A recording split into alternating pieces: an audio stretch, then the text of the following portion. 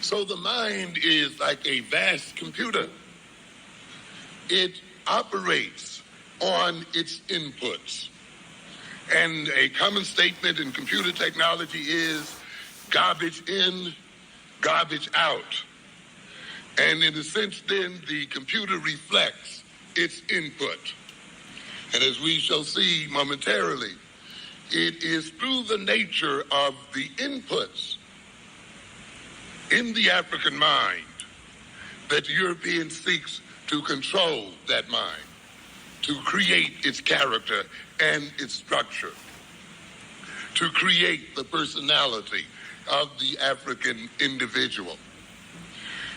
The mind is not only then controlled and biased and distorted and influenced and shaped to a degree by its circumstances and by its surrounding and environments. It is also, of course, influenced by what is referred to as its teleological perceptions. What do we mean by that? We simply mean the mind's view of its future, the mind's view of its destiny. We not only live in terms of our past experience and in terms of our current circumstances, we also live in terms of what we expect to happen in the future. I've often admonished our audiences that in rearing our children, we not only must rear them in terms of current circumstances or past circumstances, we must rear them in terms of the future. And it is very important that we have a view of the future and a long-term view of the future. When we look at our present circumstances as African people, and when we look down the road at the future, we should quickly recognize that the tasks of the African child are not the same as the tasks of the European child.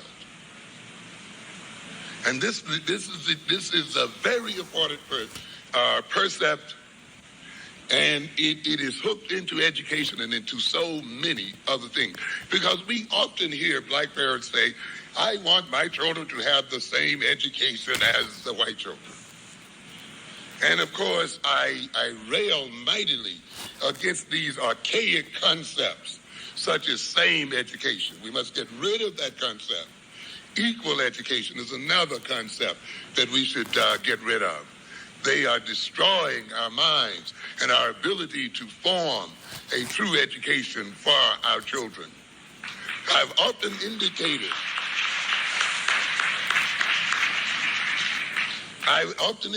there's no such thing as a standard education. To a very great extent, the kind of troubles we see our children in today are the result of the fact that we have accepted European words and definitions and seek to operate within the confines of those definitions. This, of course, is one of the major means by which war is made against the African mind. I've urged black professionals to take up the banner and take up the war of redefinition. That as long as we operate within the definitions of Europeans, that we will be subject to their determination of our behavior. I've talked often about European constants. That is, certain European programs that have not changed since we first met the European and which are not intended to change. That These are the 5 factors by which our mind is affected, our mind is influenced. Number 1, our physical, which means our environment, because our environment influences our personality. Our environment influences the way you act. That's why not the same way you're going to act in a church is the same way you're going to act in a nightclub. The environment, and as he says in the video, you can go back and watch it again. The people in your environment influence the person you can become.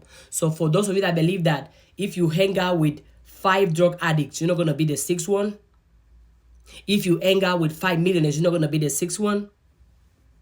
Pay attention to the people you hang out with.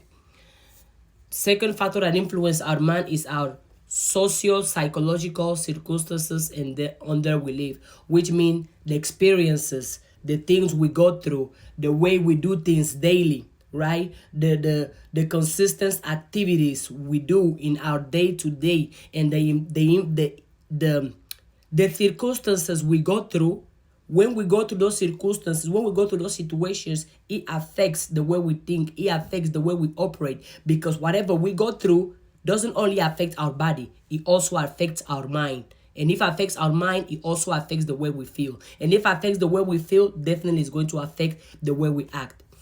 The third factor is our theological perception, which is very important to have a view of the future. Always. I made a video, I think last month, saying that your past is not the indicator of your future. Absolutely not. No matter how negative, how broken, or how positive, how successful your past was, it has nothing to do with who you can become. And it's important, as he mentioned, to have a perception of the future, to have a view of the future. What do you want your future to look like? Where do you see yourself in 10, 20, 50, 100 years?